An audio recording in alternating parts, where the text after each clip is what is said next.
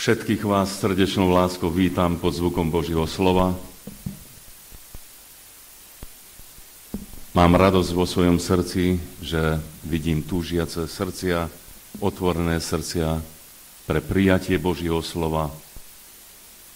Pavel apoštol hovorí, že im zvestované slovo bolo bez úžitku, pretože sa nezmiešalo s ich vierou.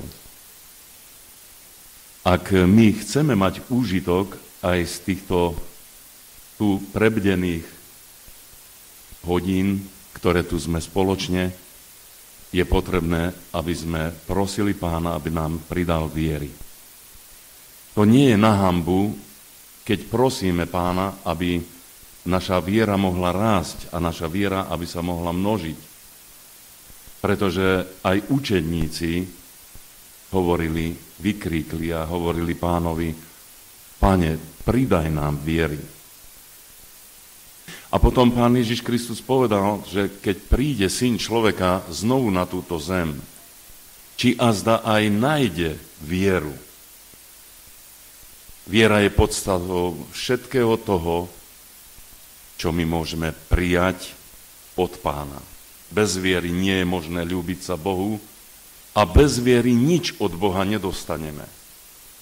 Preto my musíme skontrolovať mieru svojej viery a podľa miery svojej viery dokážeme prijímať zvestované slovo.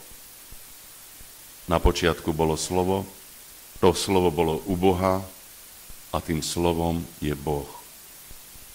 My sme sa dívali na neho, hovorí písmo, a bol plný milosti a pravdy. Prišiel do svojho vlastného, jeho vlastný ho neprijal. Dostali právo a moc, aby sa volali deťmi Božími.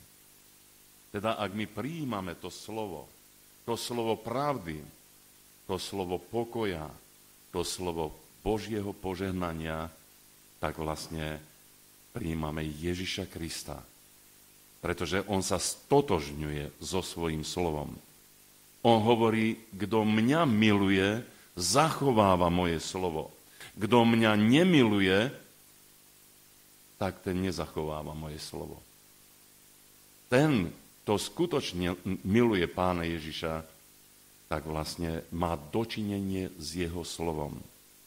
Ak teda máme dočinenie s jeho slovom, potrebujeme nakloniť svoje ucho. Tak, ako hovorí prorok Izaiáš v 55. kapitole, nakloňte svoje ucho.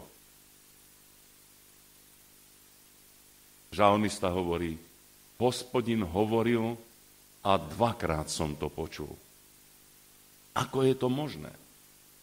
Ak my skutočne chceme prijať slovo, zažiť slovo, chceme mať niečo dočinenia s tým živým slovom, tak my potrebujeme ho dvakrát počuť. Prvýkrát ho počujeme fyzicky a potom sa ozve ako ozvena v našom srdci. Ak v našom srdci nevykoná to slovo to, na čo je poslané, tak nie Boh je na vine tomu, ale my sme tí, ktorí sme to slovo odmietli. Ale blahoslavení tí, ktorí činia jeho prikázania, lebo budú mať právo k stromu života. Veľmi som vďačný Pánu, že môžem tu byť s vami, radovať sa s vami. A neprišiel som sám, priniesol som aj môjho milého brata Čongora. Je to môj spolupracovník na diele Pánovom pred mnohými rokmi. Ako stopár ma stopoval a išiel som do chvíľne na zhromaždenie a tento človek mal veľa času ako stopár a ja som sa veľmi ponáhľal do zhromaždenia a Pán mi povedal, že zastaň tomuto človeku. Hovorím, Pane, nemám čas, ty vieš, že musím do chvíľny byť, musím tam byť na čas. A predsa som poslúchol ten hlas Boží, zastal som a on, viete, tak pohodlne zobral tie svoje veci a išiel k môjmu autu a ja som už bol taký nervózny z toho a prišiel k okienku, hovorím, vy máte veľa času však. A on hovorí, a vy sa kde ponáhľate? No a ja som mu mal povedať, že idem do zhromaždenia. Najprv taký znepokojený, nervózny som mu povedal, že má veľa času a teraz mu mám povedať, že a hovorí, vy ste kazateľ, vy ste pán farár. No a hovorím, také niečo. No a potom hovorí, ja mám problém. Ukázal svoje ruky, ukázal znamenia toho, ako nedokázal žiť. A ja som vedel, že už naprosto zmeškám do zhromaždenia. Skutočne som prišiel na amen v tom zhromaždení. Ale vďaka Pánu Ježišovi, že som neobyšiel tak, ako kňaz a levita, keď obišli toho človeka, ale trávil som s ním čas a vďaka Pánu, že teraz my môžeme spolu tráviť ten čas a že on môže to svoje svedectvo viery nosiť a vydávať. A ja by som chcel ho poprosiť teraz, aby si prišiel, aby si v krátkosti nás povzbudil, aby si povedal, čo ti Pán dal na srdce.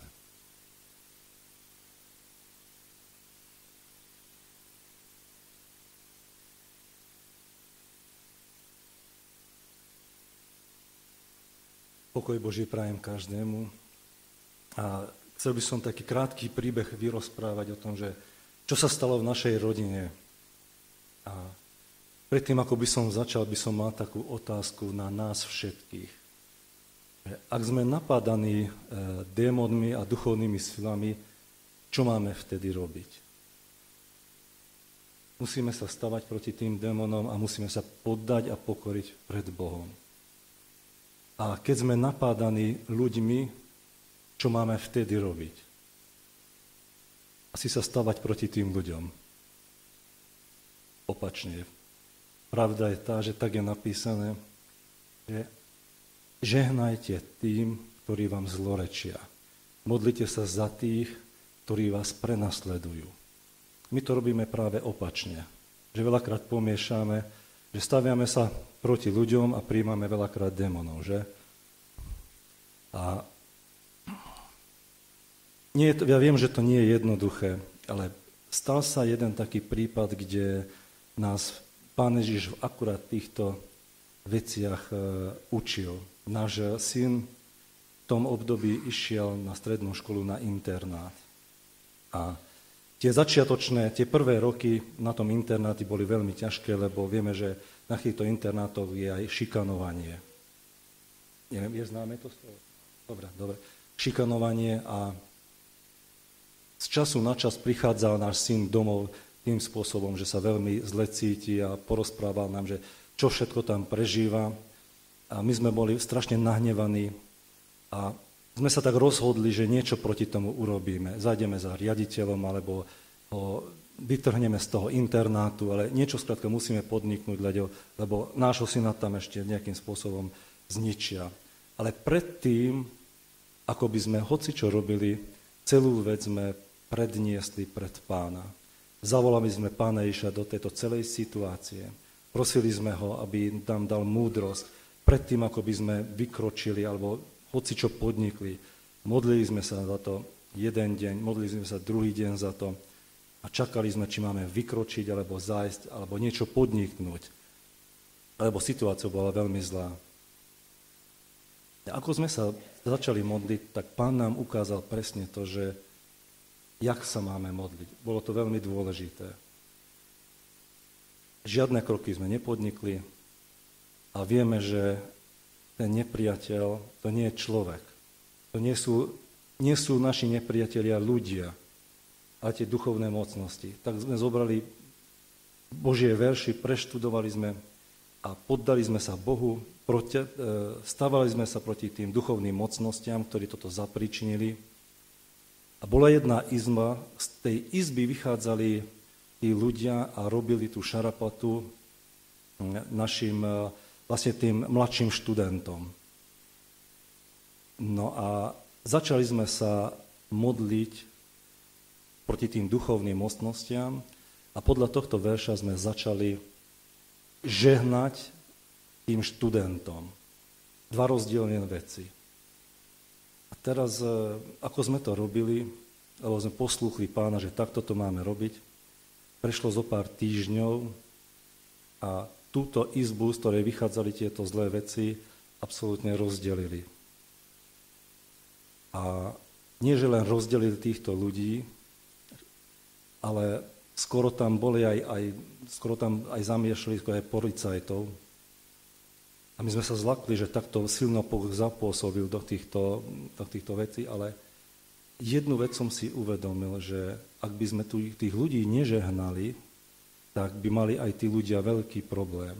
Ale nakoľko sme si volili cestu žehnania, tak stala sa jedna vec, že z tej izby dvaja mladí ľudia prišli za našim synom, pokorili sa, ponížili sa a pýtali odpustenie.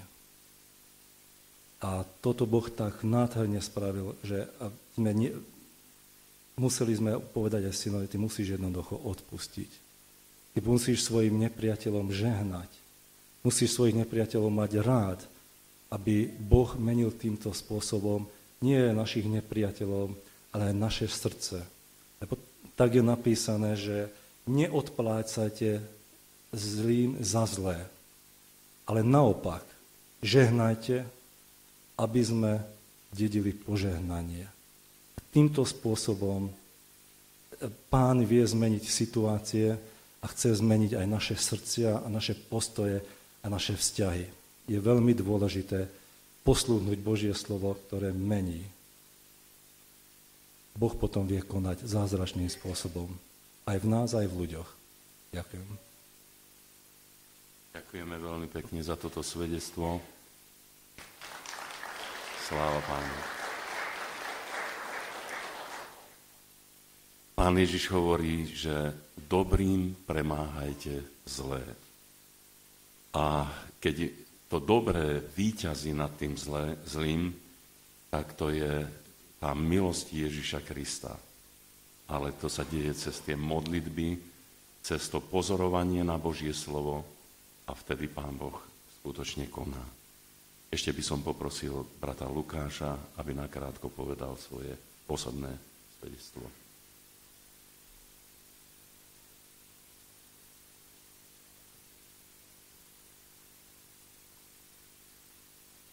Já vás zdravím všechny. Pán Boh mi dal v pátek sen, že bych měl sem dojet a říct vám těm svědectví. Pocházím z Hranic na Moravě a je mi 35 let.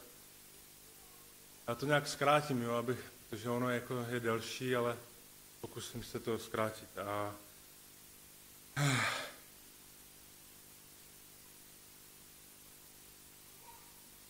Jsem říkal, je mi 35 let, pocházím z Hranic na Moravě. Můj život se ubíral, jsem byl nevěřící, vyrůstal jsem v rodině, která je nevěřící. Vyučil jsem se opravářem zemědělských strojů, dělal jsem VZD. Následně mě Pán nějak vedl, jsem neviděl v té době, že to byl Pán, ale vedl mě, že jsem nakonec skončil jako dispečer a v kamionové dopravě a tak nějak. Pak jsem přešel díky tomu, že jsem nemohl najít ve svém životě lásku a ty ženy, které jsem měl, mi zahýbali a zhraňovalo mi to srdce, tak jsem se proti ním uzavřel a začal jsem smilnit s těma holkama ještě více. Už jsem přestal věřit na nějakou rodinu a v průběhu času už mi nebavila ani ta práce, tak jsem chtěl podnikat na sebe a založil jsem si svoji detektivní agenturu, kterou mám doposud ještě a během těch 8 let, co jsem měl tu detektivní agenturu, jsem víceméně řešil jenom samé nevěry, sledování osob, prostě prokazování nevěry, jak to v manželství, prostě jak kdyby se tam ničí. A to jsem v té době ještě nevěděl. A jednou mi volala klientka z Prahy, že jí unesli dceru 17letou a že policie nějak se tím nechce zabývat, nebo že tam jsou nějaké špatné důkazy. Tak si najala nás, já jsem měl už i svoje kolegy a tu dceru jsme jí našli, ale byla nějakým způsobem v pornoprůmyslu a svázaná drogami a už nechtěla ani té mamě jít zpátky. A ta máma byla dost jako z bohatší rodiny, tak se nás najala, protože měla strach, že toho pornoprůmyslu prostě ji budou sledovat nebo jí něco udělají, tak se nás nále jako ostrahu. A 3 měsíce jsme jí dělali ostrahu s tím, že jsme vlastně s ní jezdili každý den, byli jsme s ní každý den. A ona mě tam dovedla, ona chodila k nějaké psychiatričce nebo psychologovi v Praze, která měla na starosti koučování, dokonce i jako prezidentu, co je Coca-Cola, Česu a takových lidí. A já jsem v té době byl hodně ve světě a ptal jsem se té osoby, když jsme tam s ní jezdili, tady té psycholožky, jaký je lék na to, aby se mi dařilo, jako aby jsem měl finance, aby jsem měl prosperitu. Ona mi řekla, že existuje takové objednávání. Dala mi knížku, která se jmenovala Secret a já jsem začal že to všechno jde z vesmíru vlastně, že naše mysl je tak silná, že si dokáže věci objednat a že si tu budoucnost můžeme sami nastavovat. A díky tomu, že jsem byl s tou klientkou, tak ona mi to začala učit, ono to začalo fungovat. Já jsem během roku si prostě už to měl tak, jak kdyby naspídované, že jsem si objednával jsem si prostě kšefty, když jsem chtěl být v Českých Budějovicích, tak mi za týden volal prostě klient z Českých Budějovicích. Chtěl jsem mít koně, padly mi prostě, dostal jsem koně. Chtěl jsem mít to, měl jsem to, ale potom postupem času jsem viděl, že za vším tady tím bylo vždycky něco, jo? Například ta klientka z Českých Budějovic byla totálně svázaná prostě nějakým podvodem od jednoho muže, byla z toho úplně na rozebrání. Největší zásah byl ten, že ten kůň jsem dostal koně, ale chodil jsem s přítelkyní, která měla ty koně a ta přítelkyně potom umřela, že se zabila v autě a od toho koně se neměl dostarat, tak ho přidělili mě a vlastně tam její matka. Takže za vším, prostě, co jsem si objednal, bylo něco a stalo se to, že jsem potom začal chodit ještě ke kartářkám, začal jsem chodit ke kamarádce, která prostě mluvila prý s andělama, tak jsem začal k ní chodit a začal jsem, oni věděli prostě, ti andělé, v té době jsem nevěděl, co to je, mi vlastně říkali všechno, co tu minulost, jo, to nemohl vědět nikdo. Ty ženy, kolik jsem jich měl a jedno s druhýma. A prostě, já jsem to říkal mému dobrému kamarádovi, který prozkoumal nějakým způsobem zrození člověka, jestli jsme z Opice, nebo Májové, Egypt, jak to tam celé je. A přišel na to, že prostě tady ti všichni nějakým způsobem schovávají a tají Bibli. Aby se člověku nedostala do ruky, tak si ji koupil, četl ji. On znal ten můj příběh, protože byl můj kamarád. A říkal mi, že tam je psáno, že já si dávám pozor tady na ty anděle, na tady ty věci, na to objednávání, že si dávám pozor na ten zdroj, že to je psáno i v Bibli, že v posledních časech budou andělské nauky. A já jsem na něho koukal, jsem mával rukou, protože mi to v té době vyhovovalo. Já jsem přece měl všechno, co jsem chtěl. A nakonec to... Ale už jsem trošku přemýšlel nad tím, co mi říkal. Nakonec přišel ten kamarád s tím, že se nechce jít na Slovensko, že tam má přijet... On jako nebyl ještě přímo věřící, ale on má penzion a k němu do penzionu přijela nějaká křesťanka, která ho pozvala na křesťanské společenství u Liptovského Mikuláše. Tam přijede nějaký Afričan z Nigérie a bude tam kázat Boží slovo z Bible. A jestli nechci jít s ním, co mi první napadlo, jasně, jakože pojedu, že tam budou prostě křesťanky a pojedu vlastně za těma ženama, že? Tak jsem tam prostě s ním vyrazil a jsme tam přijeli pozdě a jediné místo, které bylo, tak bylo v prvních řadách, tak jsme se tam posadili a tak on tam četl z Bible, měl tam nějakou překladatelku, ten pastor a vlastně potom tam udělal výzvu, že má tak na srdci, že ten, kdo je nějakým způsobem svázaný nějakýma závislostma, tak ať jde dopředu a on se s nima bude modlit. Tak tam přišlo, já nevím, 20 lidí. To bylo u takového srubu, u takového lesa, jako, a tam přišlo 20 lidí a on vždycky přišel k tomu každému a jak kdyby mluvil té druhé osobě, že ve jménu Ježíše Krista prostě rozvazuje tu moc, kterou ti démoni si na něj dělají. A pak se ho třeba dotkl a ten, kdo byl slabší jedinec, třeba začal kašlat nebo se mu podlomili kolena. Jsem na to koukal, jsme z toho nechápali, tam byli 3 tady ti kamarádi, jako 3 jsme byli spolu, tak jsme na to koukali, jsme nechápali vůbec, co se tam děje.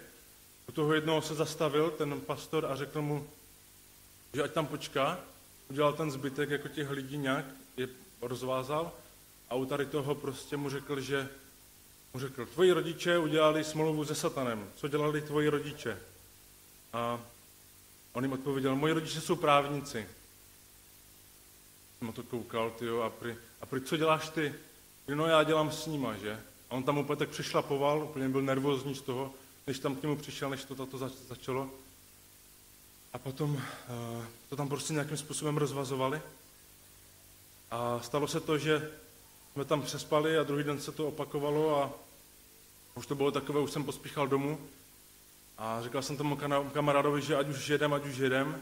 On ještě, že ne a tak říkám, my tě počkáme v autě a šel jsem ven z toho srubu, že jsme se tam ještě zakouřili s tím kamarádem a jak jsem to prostě típl tu cigaretu, tak přiběhla malá holčička, asi taková, přede mě, dala mi ruky nahoru a řekla mi, stop, ty nikam nejdeš. Jsem na ní koukal, co to jako má znamenat, úplně to tak projelo prostě celým tělem. Taková malá, jo, a ten kamarád na to koukal.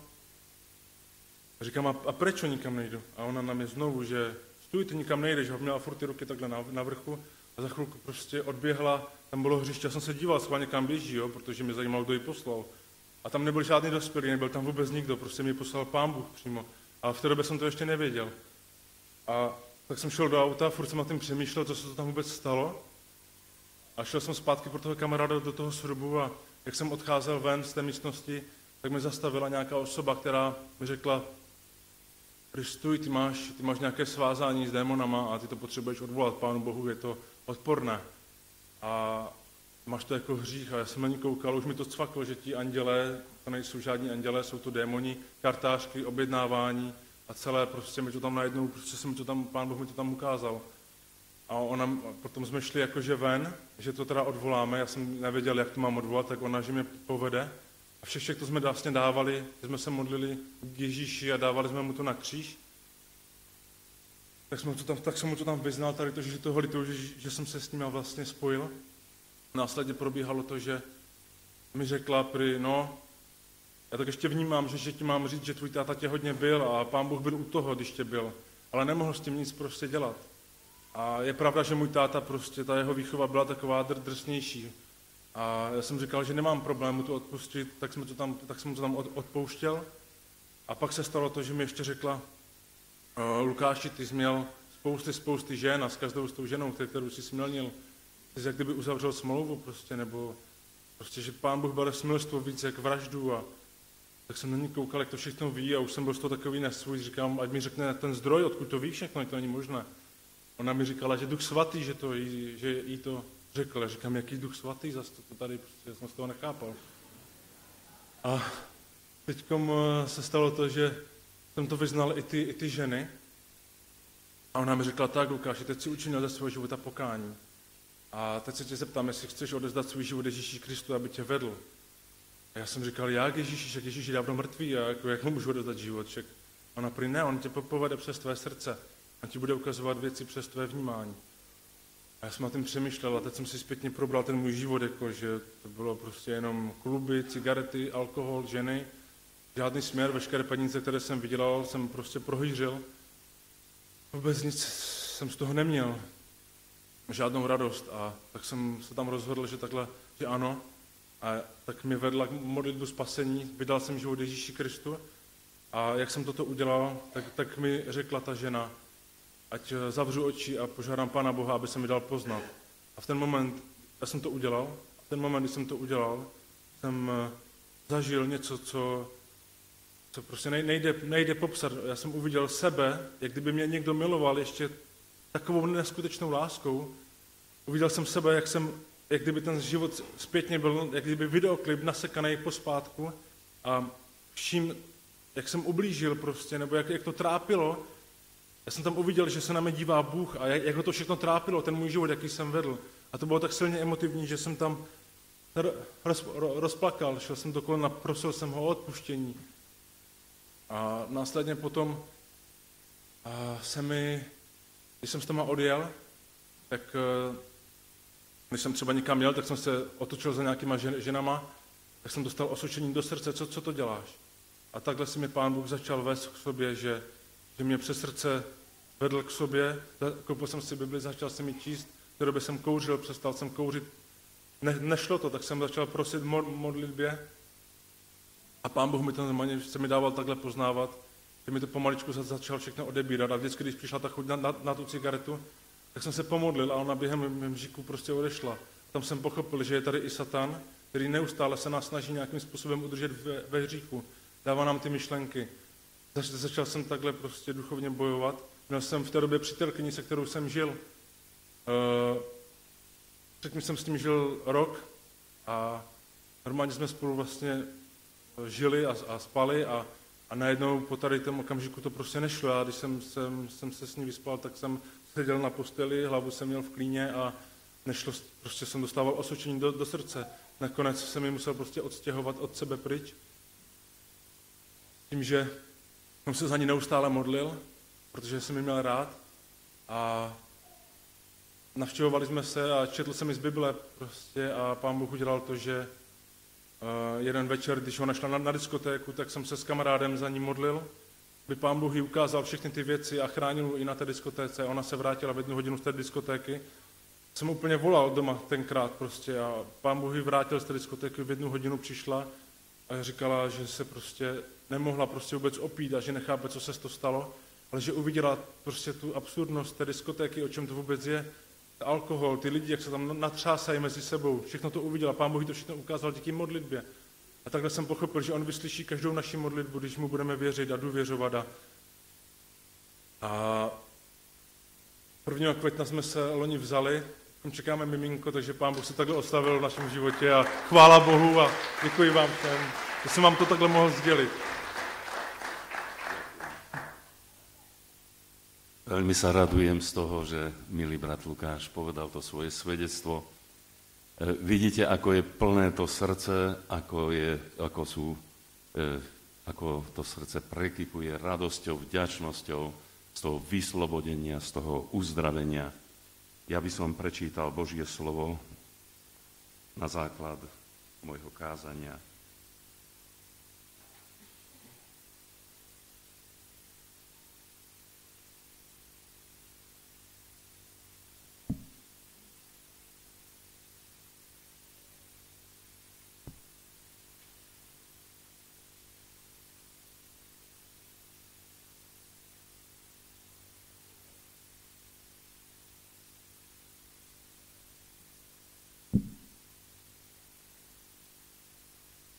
A stalo sa nasledujúceho dňa, išiel do mesta zvaného Nain a išlo s ním mnoho jeho učedníkov a veľký zástup. A ako sa priblížil k bráne mesta, hľa práve niesli von mŕtvého jednorodeného syna jeho matky, ktorá bola vdova. A bol s ňou veľký zástup mesta. A keď ju videl Pán, bol pohnutý ľútosťou nad ňou a povedal jej, neplač. A pristúpil a dotknul sa Már a tí, ktorí niesli mŕtvého, zastáli a Ježiš povedal, mládenče, tebe hovorím, vstaň. A mŕtvy sa posadil a začal hovoriť a oddal ho jeho matke. Tedy pojala bázeň všetkých a oslavovali Boha a hovorili, veľký prorok povstal medzi nami a Boh vraj navštívil svoj ľud. A tá zvesť sa ňom rozniesla po celom Judsku a po všetkých okolitých krajinách.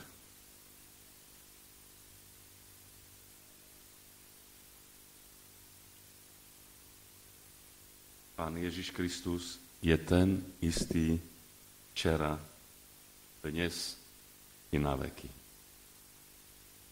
On išiel k svojmu otcovi, ale má tu svojich pokračovateľov. A to sme ty a ja.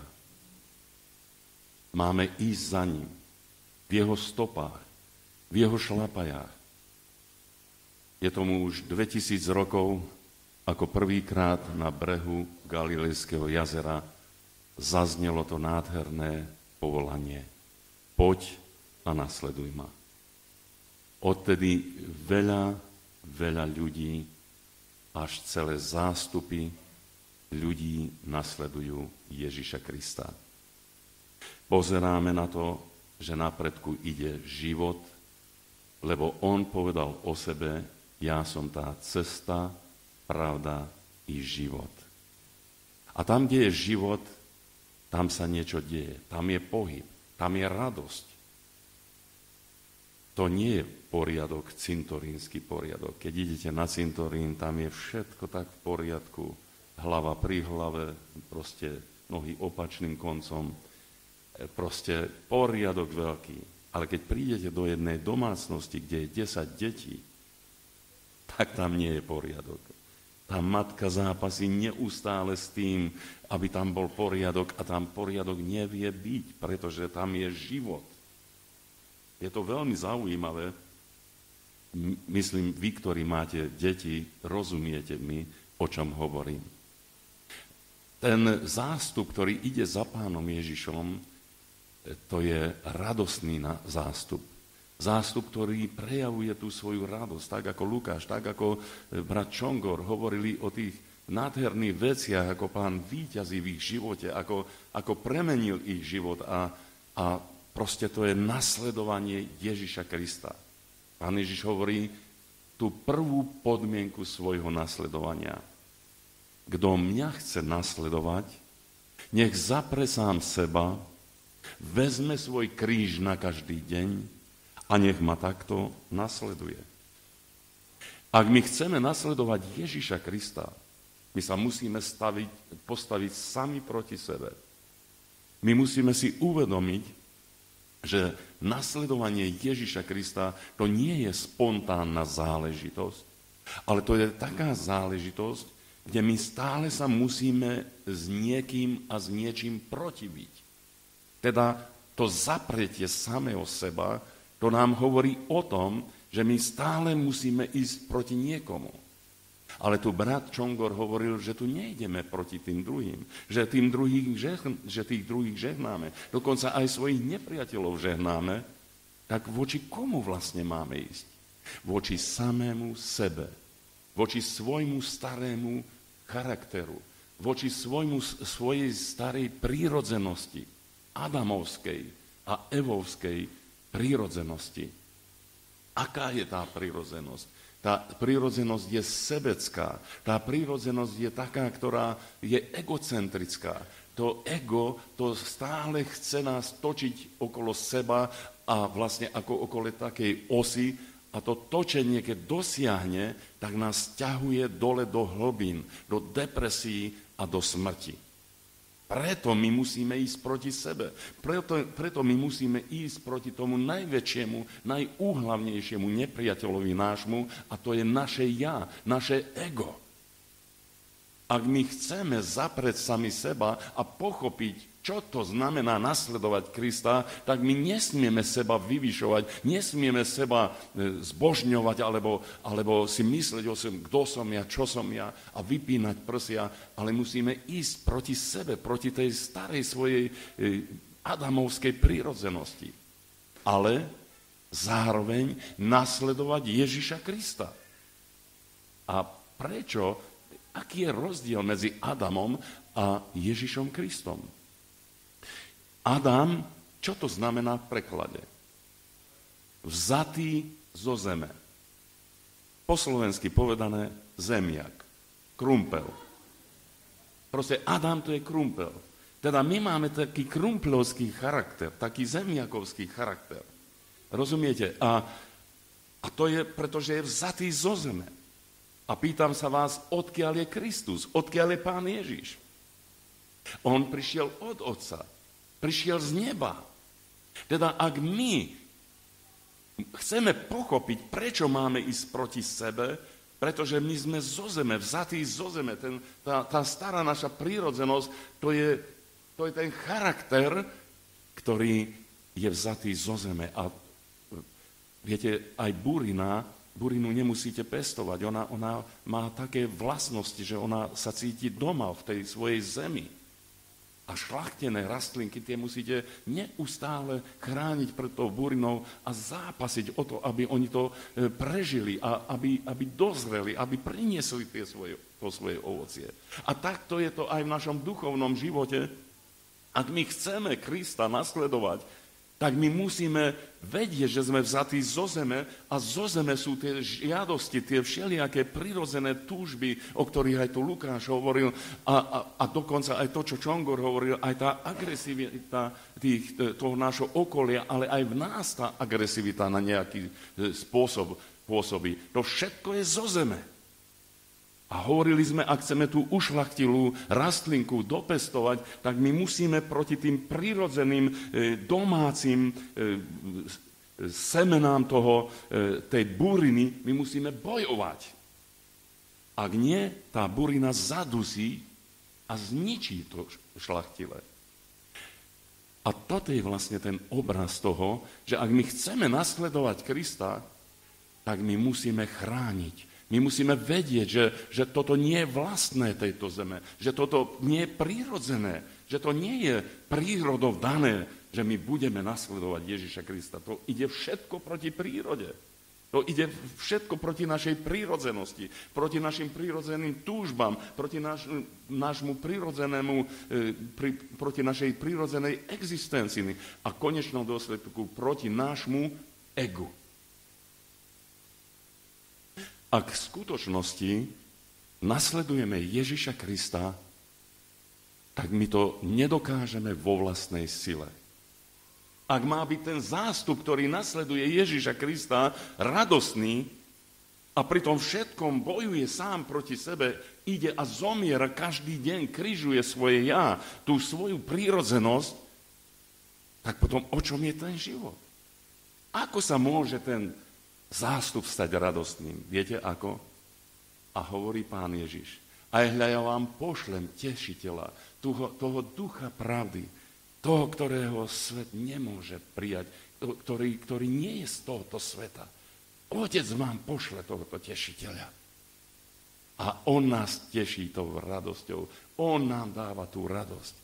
Viete, a to tešenie Ducha Svätého, to je tak mocné a tak veľké, že uprostred všetkých utrpení, uprostred všetkých zápasov a uprostred všetkého toho nášho zomierania každý deň pre svoje ego, my máme radosť. Lebo tento tešiteľ nás teší techou Svätého Ducha, pohľadom na tie budúce veci. A hovorí, tu máš ťažký život, tu máš ťažké podmienky, tu proste plačeš, tu prechádzaš údolím plaču, tu je to zápas tvojho života. Ale tam zotrie Boh slzy, každú slzu z každého oka.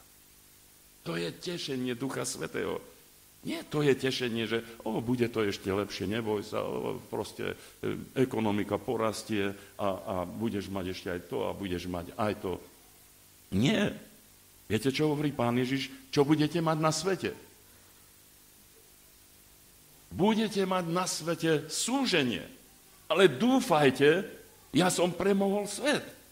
Teda ak jeho nasledovníci prechádzajú cez súženia, keď jeho nasledovníci prechádzajú cez toto rôzne údolie, plaču, tak jedine Duch Svätý vie spôsobiť tým tešením Ducha Svätého na budúce veci, na tie zasľúbenia Kristove, že sme radosní. A sme radosní. Ja sa tak radujem. Keby som vám mohol vyrozprávať, nemám času. Proste vám povedať, ja som tam bol u Pána. Ja som hovoril slova ľudsky nevysloviteľné. Spieval som pieseň, ktorú sa nevie naučiť človek na tejto zemi. Tam som bol. A ja vám poviem, že som sa rozhodol, že keby čokoľvek, keby ma po kúskoch trhali a ja neviem čo, ja sa budem radovať a budem plesať, lebo viem, že sa blížim tam, kde som už bol, kde som videl v tej sláve Pánovej. Ja viem, o čom hovorím. To nie sú vymyslené veci. Ja som plakal, týždeň som plakal a týždeň som prosil Pána, Pane, zober ma nazad. A viem, kde je moje miesto. To je moja radosť.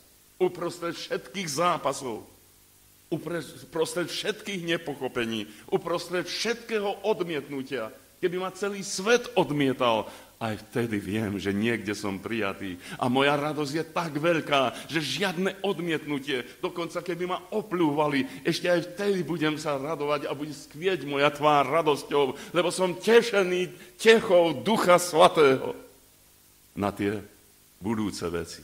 Amen? Teda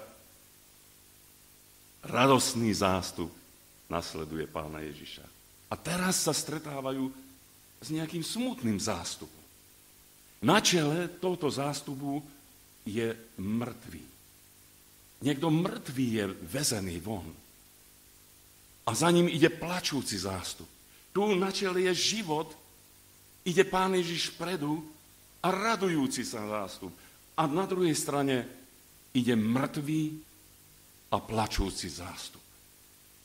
Keď sa stretáva s ľuďmi, zaujíma ťa, čo oni prežívajú. Dívaš sa do tváre ľudí, vieš čítať tváre, vieš čítať z očí ľudí. Zaujíma ťa to vôbec?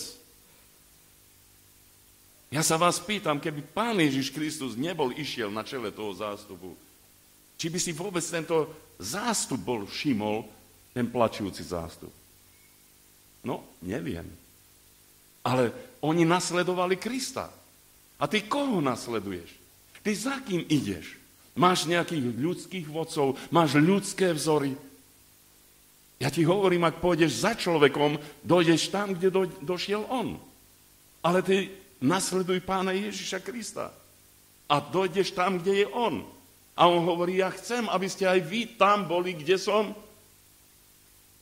To znamená, že my nasledujeme Ježiša Krista. Koho ty miluješ? Na toho sa podobáš. Na toho sa podobá tvoja služba.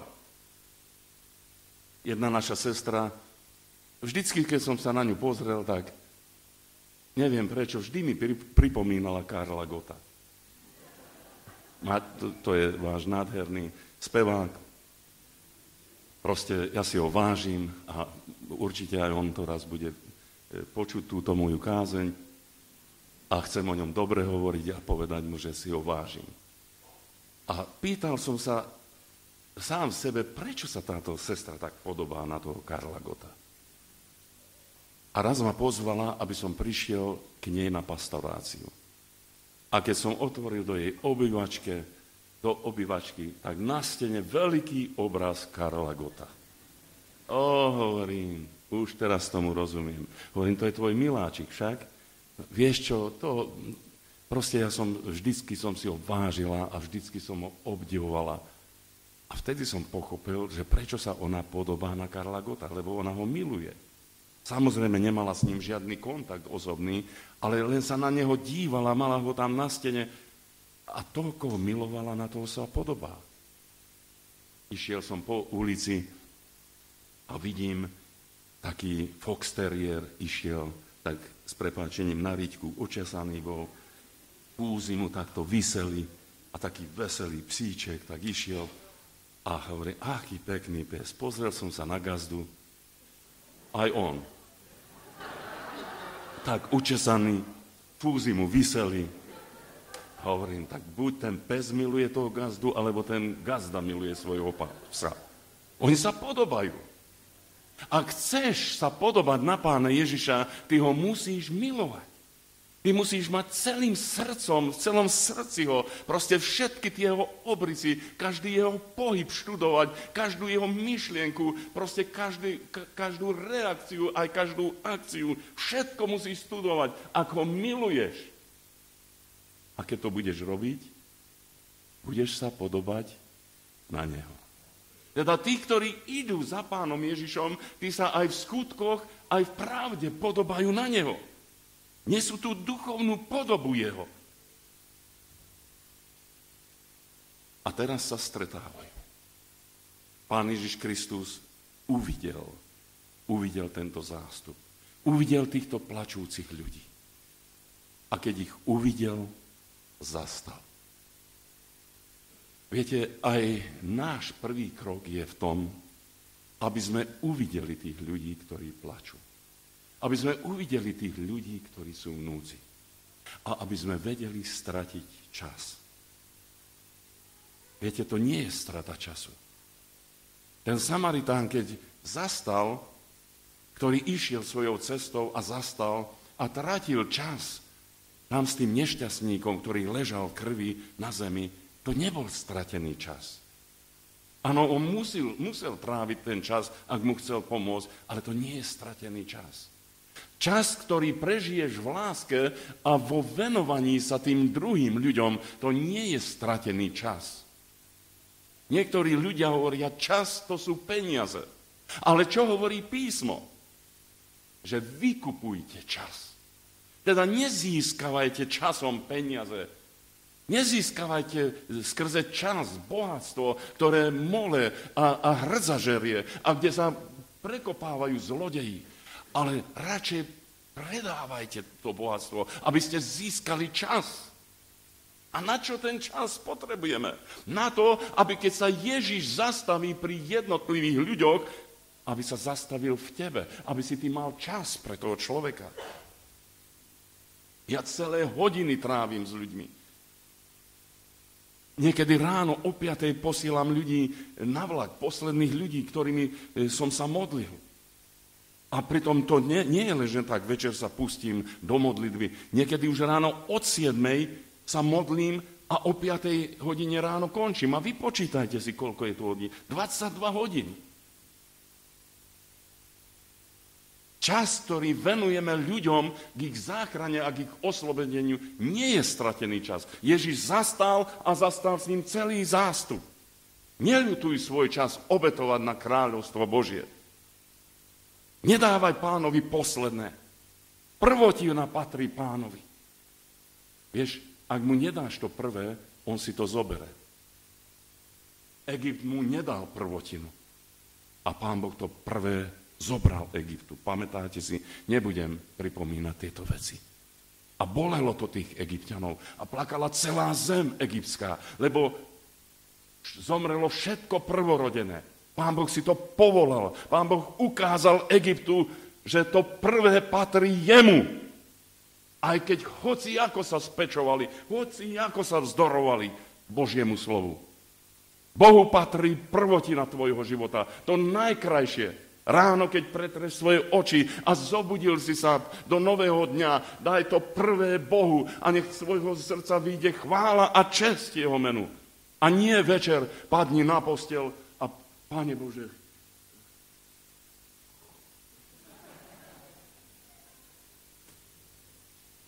to Pán Boh nepotrebuje a myslím, že už ani ty. A potom ťa manžel nakladá do postele. Keď máme čas pre ľudí, majme slovo potešenia. Kto vie tešiť? No ten, kto je potešený. Ako máme tešiť ľudí? No tak, ako sme my boli potešení. Pán Ježiš hovorí, tou láskou, ktorou mňa miloval Otec a ja som vás miloval. Ty nevieš ináč tešiť, len tak, ako si ty bol potešený. A Pán mal slovo potešenia a hovorí, neplač. Nebolo to ani tak dlhé kázanie, ako ja tu dnes kážem. Jedna veta, ale so súcitom a celým srdcom neplač. V tom bolo toľko nehy, toľko pochopenia, toľko lásky. V tom jednom slove neplač. A potom sa dotkol Már. Dotknúť sa problémov. Nemáme strach sa dotknúť problémov. Viete, niektorí ľudia majú zo všetkého strach. Boja sa dotknúť truhly, boja sa dotknúť mŕtvého. A dokonca niektorí boja sa ísť ešte aj na pohreb. Bol jeden prípad, išiel jeden človek, pršalo, začalo pršať a stopár ho stopoval. Išiel na náklaďáku, zastavil, hovorí, tu v kabíne nemám miesto, vyjdi hore na korbu. A ak sa nebojíš. A hovorí, čo by som sa ja mal báť. Vyšiel hore na korbu na tú korbu vzadu a tam plno truhlí. Viete, čo je truhla? Do čoho dávajú mŕtvého. Hovorí, no, dobre hovoril, či sa nebojím, ale videl, že sú to nové truhle, tak a ešte aj pršalo, tak hovorí, čo ja tu budem moknúť? Čistá truhla, nová truhla. otvoril to, ľahol si do toho. Ide tento šofér ďalej a teraz takí hudobníci, Dežo s basou, proste iní s húslami tam a zase stavajú.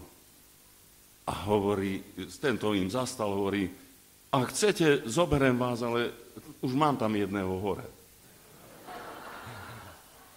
No a oni tam vyšli a keď videli tie truhly, no to bola hrúza. Proste v nich taký strach bol. A naraz tomu človeku, ktorý tam ležal a ukrýval sa pred tým dažďom, už bolo dlho, tak zodvihol tú pokrievku a vysunul ruku. No a títo, keď to videli, poskákali aj z basov dole z náklaďáku. Báli sa dotknúť. Pán Ježiš sa nebál dotknúť problémov. On sa nebál dotknúť, ty sa bojíš problémov iných. A ja keď som išiel do kazateľskej služby, do evangelizačnej služby, tak ja som sa bál toho, že ak sa, nedaj Bože, že sa niekto obráti, keď ja kážem. Čo ja s ním budem robiť? Rozumiete? A Pán Boh mi hneď na prvej evangelizácii urobil napriek. 8 ľudí sa odovzdalo Pánu. A hneď prvý človek, ktorý prišiel, hovorí, brat Alexander, ja neviem, čo je so mnou, ale ty si Boží muž, ty to iste budeš vedieť. A hovorím, Páne Bože, no práve toto som nechcel. Ale potom mi Pán povedal, doteraz si rozprával ty, teraz nechaj rozprávať jeho. A teraz začal on hovoriť a naraz som videl a začal som si zbierať kamienky takej mozaiky. A videl som, kde on Pána zarmucoval, kde zarmucoval svoje okolie, čo hovorí o tom Božie slovo. A naraz som mu začal na to reagovať. A to svetlo Božieho slova ho osvietilo, oslobodilo. Vyhlásil som mu slobodu od toho jeho trápenia. A naraz ma naučil Pán, ako sa mám dotýkať. No nie je jedno, ako sa dotýkame már, ako sa dotýkame problémov iných ľudí. My sa musíme dotýkať tak, že v tom je autorita Božia. My sa nesmieme báť. Nech čokoľvek sa deje. A keď vidíme, že to sú veci nad naše sily, aj vtedy sa vierou dotýkame. Aj vtedy, tak ako Pán Ježiš Kristus, dotkneme sa problémov. A čo bolo to ďalšie? Bolo slovo autority. Mládenče, tebe hovorím, staň. Viete, keby sme uvideli ľudí, keby sme mali súcit a vedeli by sme s nimi plakať, keby sme s nimi trávili hoci koľko času a keby sme sa nebáli dotknúť akýchkoľvek ich problémov, ale ak nemáme slovo autority v mene Ježiša Krista, tak jednoducho ten mŕtvý nestane. Tam sa neudeje zázrak. Toto je veľké tajomstvo, čo vám hovorím. Ak chcete, aby Boh konal vo vašom živote, musíte ten pohľad mať, že uvidíte, musíte mať ten súcit, že zaplačete spolu s ním, máte slovo povzbudenia, máte ten čas, ktorý trávite, ale tu je potrebné to slovo, o ktorom hovorí Božie slovo, že a Boh mu dal meno nad každé meno, aby sa v mene Ježiša Krista sklonilo koleno každej bytosti, ponebeských, pozemských i podzemských, a aby každý jazyk vyznal, že Ježiš Kristus je Pánom na slávu Boha Otca. Amen. Toto je tá autorita. Teda ak my vidíme tie problémy a dotýkame sa veci, je potrebný ten ďalší krok, slovo autority. Mládenče, tebe hovorím, staň. A čo sa stalo?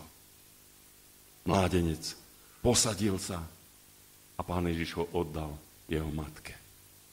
Všetci sa radovali. Všetci boli nadšení. Všetci chválili Boha, lebo videli, že Boh sa oslávil. A takto je to aj s nami, bratia a sestry. Aj my vidíme tie skutky Božie v našom živote. A ja to, čo robím, viete, veľa je tej služby. To je proste celá Európa. Už sa otvára celý svet. Všade mám pozvanie. Ešte do nejakého času som hovoril, že 4 roky mám dopredu pozvania do celého sveta, ale už teraz hovorím, pokiaľ žijem, už som obsadený. To je tak. Jednoducho, tam, kde Boh koná, tam, kde my veríme v autoritu mena Ježíš, Tam, kde skutočne žijeme z tohoto a ideme za Pánom Ježišom a nasledujeme ho a nechceme byť my veľké osobnosti, alebo my nejakí zvláštni ľudia, nejakí zvláštni exemplári, ale chceme, aby Ježiš Kristus bol viditeľný v našom živote, v našom jednaní, v našom konaní, tak sa musíme dívať na neho a musíme v jeho šlapajách. A keď Ježiš stojí, stojíme my. Keď Ježiš pláče nad tým problémom, plačeme aj my. Keď Ježiš Kristus sa dotýka problému, dotýkame sa aj my. Keď Ježiš Kristus porúča slovom, tak poručíme aj my. Na koho milujeme, na toho sa podobáme. Za kým ideme, taký je náš život. A teraz ten plačúci zástup si utiera slzy. Utrel si slzy a začal sa radovať. Lebo namiesto smrti je tu život. Obrátili sa. Otočil sa. Celý zástup sa otočil. A išli za Ježišom. A ten smutný zástup sa premenil na radujúci sa zástup. Možno, že tam boli takí nejakí tvrdohlaví, ktorí povedali, ja som sa vybral na cmiter, tak ja idem na cmiter. Ale aj dnes sa nájdú takí tvrdohlaví. Ale ja tak viem, že celý ten zástup sa radoval. Celý ten zástup oslavoval Boha. Aj ty poď, nasleduj Pána Ježiša a oslavuj ho celým srdcom. Amen. Skloníme svoje hlavy. Budeme sa modliť. Ďakujem, Pane Ježišu Kriste, že to Tvoje slovo zaznieva v moci Tvojej lásky. Tá moc to nie je ľudský produkt, ale moc Tvojej príťažlivosti. Lebo Ty si láska.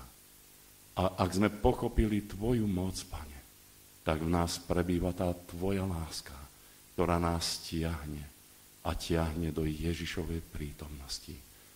Pokorne prosím, aby si požehnal každé jedno srdce.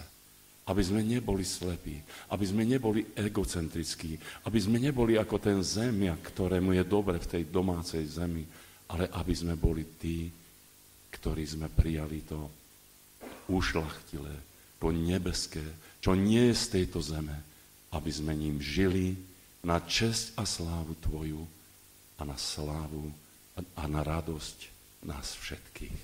Halelujá. Amen. Ďakujem, že ste boli tak pozorní poslucháči. Odovzdávam sa.